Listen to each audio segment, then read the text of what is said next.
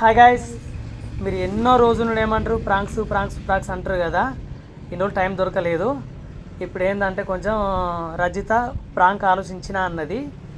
నేను షాక్ అయిపోయినా. రజిత ఆలోచించిందంటే సరే ఏం ప్రాంకే అన్న అంటే చెప్పింది. ప్రాంక్స్ అయితే ఏకదమ్ ఉన్నాయి. అంటే ప్రాంక్ అంటే ఇదే అన్నట్టుగా చెప్పింది రజిత. అయితే నాకు మస్తు అనిపించింది. కానీ కొంచెం ఫస్ట్ మీరు ఏమైనా అనుకుంటారు కావచ్చు అలా అని చెప్పి అనిపించింది. ఎట్లా ప్రాంక్ అన్నది చెప్పది డైరెక్ట్ చేస్తుంది. ఓకేనా? అంతేనా? కరెక్ట్ అయిపోయినా? కరెక్ట్ అయిపోయింది. అమ్మ దగ్గరికి పోయి అమ్మమ్మ పిన్ని ఘోరంగా తిడుతుంది, నిన్ను బూత్ మాటలు తిడుతుంది. మళ్ళా ఎట్లా అంటే వాళ్ళ అక్కలకు చెల్లకు ఫోన్ చేసి ఫోన్లో ఘోరంగా తిడుతుంది. అమ్మ నీ పేరు ముట్టి మరి తిడుతుందని చెప్పు, సరేనా? అట్లా అంటే మీరేమని అనుకుంటారని భయం అనిపిస్తుంది నాకు. తిట్టుడు కాదే మరి. ఇప్పుడు మంచి ప్రాంకులు అంటే ఏడు దొరుకుతాయి మరి చెప్పు నువ్వు. అది కరెక్టే కానీ నిన్న అనుకుంటా నాకు అది భయం. వాళ్ళకి తెలియదు ప్రాంక్ అని, వాళ్ళకి తెలియదా? నిజంగానే బాబాయ్, అది పిన్ని ప్రాంక్ చేస్తుంది కదా, పిన్నిని ఎందుకు పెడతారు? అది ప్రాంక్ అని మనం చెప్పని చెప్తుంది. చూడు సందీప్ మంచి అర్థమైంది, నీకు అర్థమైతే లేకపోతే సరే చెప్పు. నేను ఒకటి చెప్పు కానీ పో సందీప్, ఇట్లనే చెప్పు. అమ్మ ఇంటికి లేదు మరి. ఎటు పోయింది? లదనమ్మ ఇంటికి. ఏడుందో తొందరగా ఆటే పోయో మళ్ళీ నువ్వు. అయితే నేనేం చేస్తా ఫస్ట్ చెప్పన్నా. నేను ఇడుండా ఎందుకు వదిన ఎప్పుడు వస్తుంది కదా నాకు తెలియదు కదా.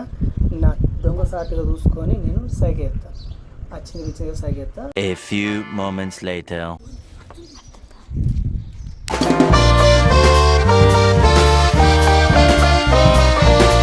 మా అక్కన చిన్నది కాదు, ప్రతిదానికి ఇంటికి వస్తుంది, దానికి వస్తుంది, దీనికి వస్తుంది, మిరపకాయ ఎక్కువ, దానికి దీనికి ప్రతి వస్తువు వాళ్ళ ఇంట్లో కొనుక్కోరా. మళ్ళీ అయినా చిన్న ఇళ్ళ వెళ్తానం కాదు అక్కో, బాగా ఇళ్ళ వెళ్తానం. ఈ పిల్ల మూలకు బాగా విడదీస్తుంది, 5 నిమిషాలలో విడదవుతుంది. అటు మాటలు అటు చెప్తుంది, ఇటు చెప్పి మాటలు ఇటు చెప్తుంది. నడవ మధ్యలో భార్య భర్తలు కొట్టుకొని సత్తే మా అక్క మళ్ళీ నిలబడి చూస్తుంది. అసలు క్యారెక్టర్ మా అక్కది. బాగా ఇళ్ళ వెళ్తానంటే బాగా ఇళ్ళ వెళ్తానే ఉంది. అట్లాంటి ఇళ్ళ వెళ్తానే ఉండదు దానిదానికి అయినా. మళ్ళా ఆయన కానీ ఆ అక్క మళ్ళీ ప్రతిదానికి కూరకు దానికి దీనికి అన్నిటికి మొత్తం దిక్కులేందలకనే ఎత్తుంది. ఊరెత్తారు, ఊకెత్తారా? ఒకసారి అంటే ఎత్తారు, ఊకెత్తారా? మరో ముఖం పట్టుకుని అనబుద్ధి కాదే అంటామా ఎంతైనా కానీ. పెద్దెరలైనా పెద్దెరలకి ఇచ్చే వీళ్ళు పెద్దెరలకి ఇవ్వాలని సైలెంట్గా ఉంటాం. పోంది పీగంతే అనుకుంటాం. కానీ ఆమెకన్నా ఉండాలిగా బుద్ధి. ఓ ఇంటికి 24 గంటలు పోతే ఏమనుకుంటారు, ఏమో సిగ్గుమానం ఉంచుకోవాలి. అక్క ఒకటి చెప్పన్నానే, పెద్ద దొంగ లంగా ఇంట్లో కూర్చొని 24 గంటలు మందిలో పోకుండా అడకచ్చుకుంటా తినుకుంటా పెద్ద బిల్డప్ చేస్తుంది. ఎవరు లేకముందుకు వస్తుంది. మాదో ఫ్రిడ్జ్ బయట ఉండే, ఎవరు లేకముందు కానీ ఇంట్లో వండుకుంటే ఎవరు లేకముందు చూస్తుంది. కథ అల్లం టమాటాలు మిరపకాయలు ఏది ఉన్నాయి ఇక అడుగులే చేసులేదు. ఇక మరి ఇంట్లో మనుషులు ఉన్నారు, మనసుంటారు ఏమంటావు? ఇంట్లో మనుషులు ఉన్నారా లేదా, మరి ఇత్తనయ్యా లేకపోతే లేదు, అడిగి తీసుకుపోవాలి ఏ వస్తువైనా కానీ. అట్లా మనం అడుగుతావు. మా అక్క అట్లా కాదు, రయ్యి నత్తది కథం ఫ్రిడ్జ్కి ఎగబడుతుంది. ఇక ఓల్డెన్ టైంలో అటు ఇటు ఉత్తది కథం దొంగతనం చేసుకొని పోతుంది. అన్ని దొంగ బుద్ధులే ఉన్నాయి. ఏదన్నా వస్తువు ఏదన్నా పెడతామా కథం అది చూస్తుంది, వచ్చినట్టు చేస్తుంది, మాట్లాడినట్టు చేస్తుంది, అది చూస్తుంది పోతుంది. ఇక నేను ఇంటికి వెళ్ళిన టైంలో కథం అది తీసుకొని పోతుంది. ఎందుకు ఆ బుద్ధి ఎందుకు కావచ్చు? ఇక అందుకే నమ్ముతలేను. ఏదన్నా ఉంటే ఇంట్లోనే వేసుకుంటున్నా. మళ్ళీ అందులో ఇంకొక గుణం కూడా ఉంది అక్క, పిల్లమూలకు వాపే గుణం కూడా బాగుంది. ఇళ్ళ వాళ్ళతో సాడు కొడుతూనే బాగుంది. అత్త కూడా కయ్య ముట్టించే మాటలు బాగున్నాయి. నాతోనే 10 సార్లు అన్నది, సెల్లే గిట్లా కాదు గట్లా కాదు గిట్లా అనుకుంటా నాకే 100 మాటలు చెప్పింది. మరి నేనంటే నా సంవత్సరం ఆగం కాకపోనా సంత ఇంకా యారాలు. నేను మరి యారలతో అంటే పోయి వాళ్ళ అత్తకాల భర్తకి చెప్పుకూడదు అన్న భయం కూడా లేదు. అట్లాంటిది నా ముంగడికి వచ్చి నా కోసమే చెడుగా మాట్లాడింది, వాళ్ళ కోసం చెడుగా మాట్లాడి నేను చెప్పన్నా అద్దు. అక్క చిన్నప్పుడు గుణమే గంత అనుకుంటా.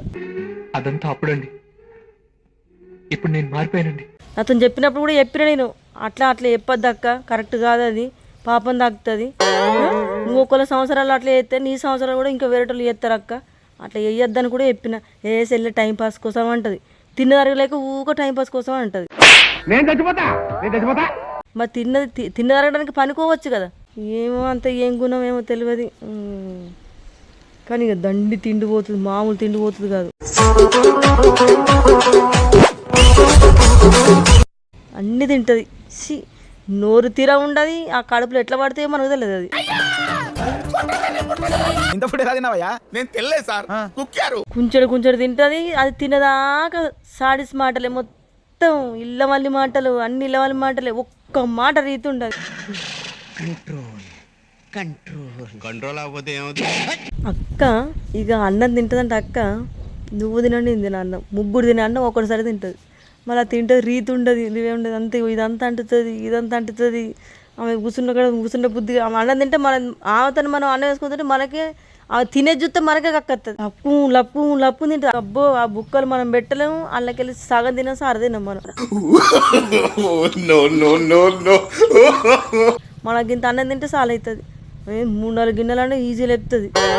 కానీ లేపితే తింటే తినని గిదేంది అంత మందిలో పడి తిరుగుడు, లొల్లులు పెట్టుడు, ఏడాది లొల్లు అవుతుందంటే పండుగ.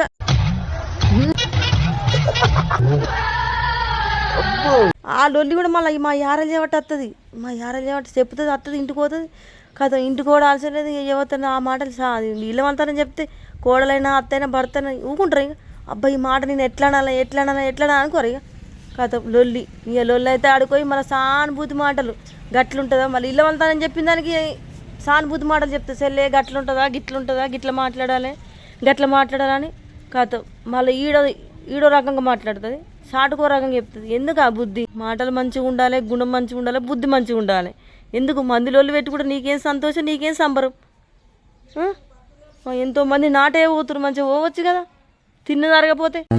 నేను ఎక్కువ కాలం బతకనండి, మీరు పెట్టే టెన్షన్కి ఇప్పుడు సడన్గా చచ్చిపోతా. ఆడ పని చేస్తూ ఉంటే జరుగుతూ ఉంటుంది అన్నం, ఏ మాటలు రావు, ఏది రావు, కష్టపడితే ఏ మాటలు రావు. నాకంత నచ్చది. ఆమె ఇంటికి రాకపోతే కూడా నాకు సంతోషం అనిపిస్తుంది. కానీ 24 గంటలు ఇంటికి అది ఇంటికి వచ్చిందని ఏమి వెళ్ళగొట్టాలి, మళ్ళీ వెళ్ళగొడితే ఏమన్నా అనుకుంటుందని అప్పటి దాకుంటా. కానీ చెప్పినంత మాత్రమే వింటాను ఇంకంతే. మళ్ళీ ఇక అటు పోయిందా ఈ సేవ నుండి ఉంటే ఈ సేవ నుండి ఇసి పెడతా, ఇక అత్త కూర్చుంటే సప్పుడు సైలెంట్గా కూర్చుంటుంది. ఇక మళ్ళీ ఇది జాగ పెడుతుంది అల్లేముంది ఇల్లేముంది, ఏం కూర అంటది, అది గిన్నెలు చూస్తుంది, గంజులు మనం చూస్తామా ఇళ్ళకి పోయి ఏమనుకుంటారు, ఏమని భయపడవా? మా యారగా భయం లేదు, మనకు సిగ్గు అనిపిస్తుంది. మా యారకు సిగ్గలేదు అసలు. ఇగో తెలివిలేని మనుషులు అంటే గిట్లే ఉంటారు. నేను ఫస్ట్ టైం అబ్బో మంచినమ్మా. ఇక ఆమె వస్తువాను ఇంట్లోకి వెళ్ళి గింత బయటకు రానియ్యది. మనం ఏమన్నా తింటాం చూసినావా అట్లనే చూస్తుంది. ఇక అబ్బో రజిత అన్నం మంచిగా తింటావేను, మనం తినేది. మళ్ళీ మా అక్క 3 గిన్నెలు తింటుంది, కానీ మనం గంత అన్నం తినేదే, మనం గింతంత అన్నం వేసుకొని తిన్నా. రజిత మంచిగా తింటున్నావు అన్నం అని అన్నదా కథను చూడిగా. తిన్నాక చేసినాక కడుపు గింత ఉప్పుతుంది, అక్క కడుపు నొప్పి తయారవుతుంది. ఇక అట్లాంటి గుణం ఉంది. ఇక మొన్న ఏం జరిగింది కదా, మొన్న నేను ఇంట్లో కూర్చొని అన్నం తింటున్నా, అన్నమా రూమ్ చదువుకుని నీట్గా చేసుకుంటే వచ్చినాక అక్క కూర్చోన్నాక ఇంట్లో దగ్గరకు వచ్చింది. సరే కూర్చో అక్కన్నాక కూర్చున్నది. ఇల్లంతా మంచి చిన్న రూమ్ అయినా మంచిగా నీట్గా చదువుకున్నవి అని అన్నది. అన్న తర్వాత థ్యాంక్స్ అక్క, మంచిగా చదువుకున్నా అక్క అని అన్న తర్వాత నేను అన్నం తింటా అని కిచెన్లకేనా అక్క ఇంట్లో ఉన్నది, కిచెన్లోకి అన్నం వేసుకొని లోపలికైనా సరే ఇక నాకు అర్జెంట్ కొంచెం బాత్రూమ్ వచ్చి పోతున్నాను అన్నది. ఎప్పుడు వచ్చినా కానీ అర్ధగంట మాట్లాడుతుంది. అట్లాంటిది ఇప్పుడు ఇట్లా వచ్చింది అట్లా పోతుంది ఏంది అని నాకు డౌట్ వచ్చింది. పోయి నేను డబ్బాలు చూసిన, ఇక అదే బుద్ధ, ఇక కూరగాయలు అది ఇది అని దొంగతనం చేసే బుద్ధ. నాకు అప్పుడే డౌట్ వచ్చింది. ఇక పోయి ఆ సుమన్ సంఘానికి పైసలు అంటే 3,000 రూపాయలు పొద్దున ఇచ్చిండు. తీసి ఆ డబ్బాలో పెట్టి ఇల్లంతా చదువుకున్నాను. ఆయన లోపలికి వచ్చి డబ్బా వెతికేసరికి 3,000 రూపాయలు. ఎందుకు మరి దానికి అంత దొంగ బుద్ధి? ఇక అది మళ్ళీ ఒకసారి ఇంటికి వచ్చిందనుకో దాన్ని మిడల పట్టి గంటెత్తాను సైలెంట్గా ఉన్నాయి. ఈ 3,000 రూపాయలు